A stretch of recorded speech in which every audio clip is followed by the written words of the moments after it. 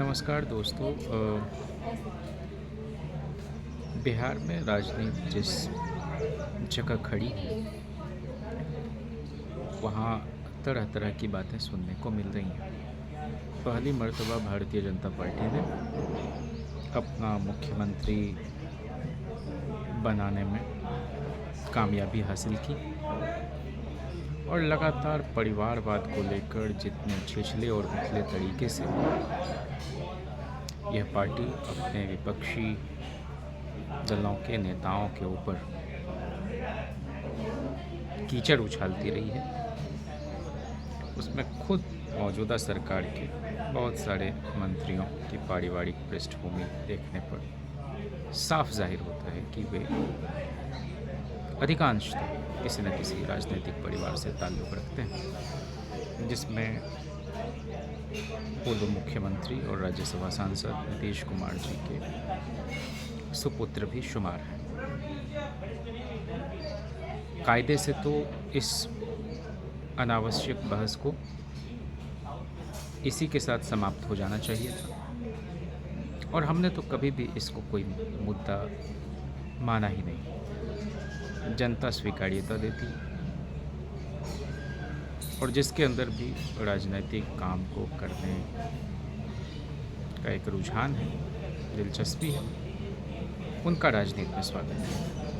स्वयं पूर्व मुख्यमंत्री और राजद के राष्ट्रीय अध्यक्ष आदरणीय लालू प्रसाद जी, बिहार की पहली और अब तक की इकलौती महिला मुख्यमंत्री आदरणीय राबड़ी देवी जी, जो विधान परिषद के नेता प्रतिपक्ष में, और हम लोगों के सर्वप्रिय और सर्वमान्य नेता और पार्टी के कार्यकारी अध्यक्ष श्रीमान तेजस्वी प्रसाद जी ने बार बार कहा कि निशांत जी अगर राजनीति में आते हैं तो हम उनका खुले मन से स्वागत करेंगे।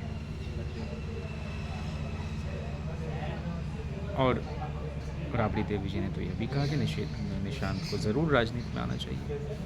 वह पार्टी जो है एक गिरोह के चंगुल में है और कुछ लोग नीतीश कुमार जी को दिग्भ्रमित किए हुए हैं और पार्टी जो है एक इस तरह से हाँकी जा रही है जिसमें उनके कार्यकर्ताओं की ही उपेक्षा हो रही है और प्रबंधक किस्म के लोग उस पर संचालित कर रहे हैं।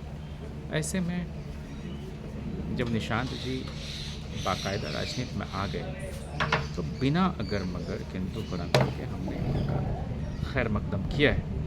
अब इसके बाद जिस तरह से उनके फिज़ीक पर, उनकी देह यष्टि पर, उनकी शारीरिक भाषा पर, उनकी भावभंगिमा पर तरह तरह से लोग टिप्पणी कर रहे हैं, वह कहीं से भी गुड टेस्ट में तो नहीं है।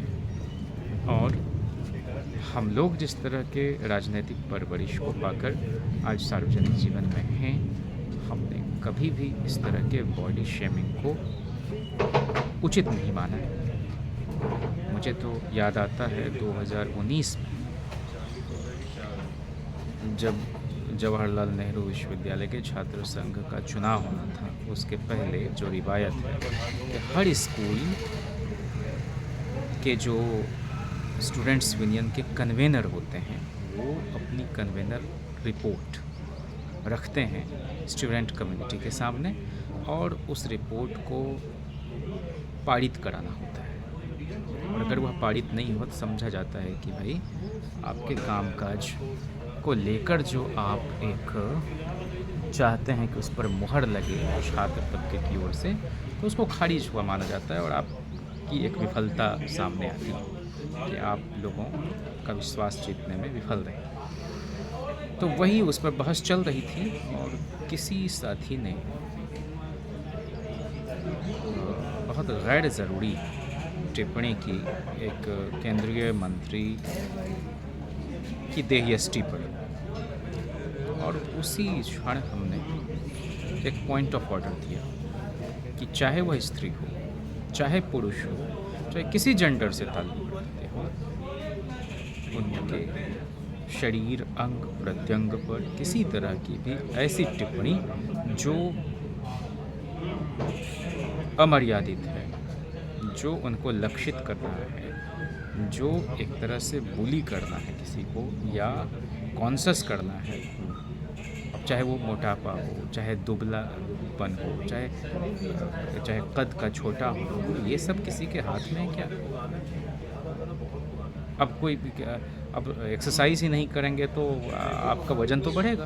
अब इस पर हम क्या टिप्पणी करें? तो आपकी हैबिट का मामला है, वो तो आपकी दिनचर्या का मामला है। रात देर तक जगेंगे, मैनोशी या सिगरेट नोशी ज़्यादा करेंगे तो शरीर का ढिल-ढोल तो बिगड़ेगा।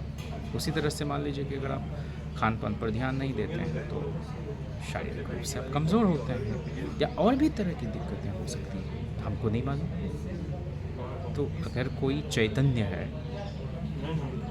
तो उनके किसी भी तरह की ज़िम्मेदारी को संभालने में क्या परेशानी है? और हम कहीं की फिजिक पर टिप्पणी करने के लिए राजनीति में क्या? बतौर स्वास्थ्य मंत्री उनका कामकाज कैसा रहता है, हम समय समय पर उसका मूल्यांकन करेंगे। जो चीज़ें लोगों के हित के खिलाफ जाएंगी, जो निर्णय कैबिनेट में होगा जिस पर उनका भी दस्तखत होगा, हम उसका विरोध करेंगे।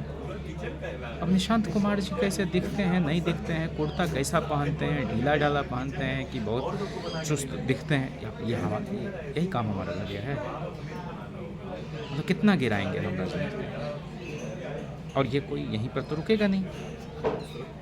जो हम लोगों के पुराने नेता जो उस वक्त पार्टी में थे और स्वास्थ्य मंत्री थे, तेज प्रताप जी पर किस किस तरह की टिप्पणी होती थी? क्या वह प्रिय था?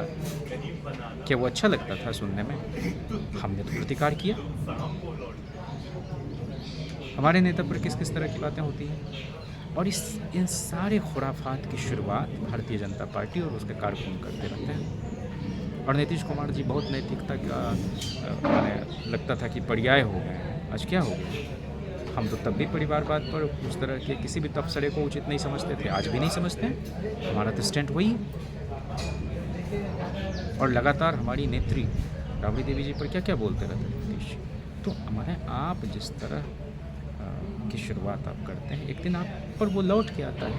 और हम तो इसको उचित नहीं मानते, हम तो कभी भी इसको एनकरेज नहीं करना चाहेंगे और ना हमारे कार्यकर्ता इसको अच्छा मानते हैं। लेकिन जब आप इतना प्रोवोक कर देते हैं किसी को, जब आपके प्रवक्ता रात दिन उल्टा पुल्टा बोलते हैं, परिवारवाद की अपने तरीके से मनमानी व्याख्या करते हैं बड़ी बेशर्मी के साथ, तो हमारा अख्तियार नहीं रह जाता अपने कार्यकर्ताओं पर। या कार्यकर्ता नहीं भी हैं, हो सकता है पार्टी के सिंपैथाइज़र मेंबर भी ना हो, और वो अगर इस तरह की बात कर रहे हैं तो हम उसको अप्रिय समझते हैं। हम तो अपील करते हैं कि इन सब चीज़ों से बचा जाए। लेकिन हम जदयू और भाजपा के लोगों से भी चाहेंगे कि वो भी अपनी मर्यादा का पालन करें, तो सब मिलकर इस सार्वजनिक जीवन के बहस और विमर्श का जो एक स्पेस है उसको गंदला होने से बचा सकें। ये सिर्फ हमारी जिम्मेदारी नहीं, ये सबकी जिम्मेदारी है। तो हम आशा करते हैं कि राजनीति को राजनीतिक तरीके से ही किया जाएगा। बहुत शुक्रिया, अपना बहुत ख्याल रखें। और स्वास्थ्य मंत्री के तौर पर निशांत कुमार जी अच्छा काम करें, उनको हमारी सद्कामनाएँ हैं। और उनकी नीतियों का ही हम मूल्यांकन करेंगे, ये हम अपनी ओर से उनको आश्वस्त करना चाहते हैं। जो भी बातें हो रही हैं, जिस किसी की तरफ से भी हो रही हैं, वो अमर्यादित हैं, गैर ज़रूरी हैं, वो मानव गरिमा के प्रतिकूल। और मैं उम्मीद करता हूँ कि ये बातें यहीं पर थम जानी चाहिए। बहुत शुक्रिया। जय हिंद। सत्यमेव जयते।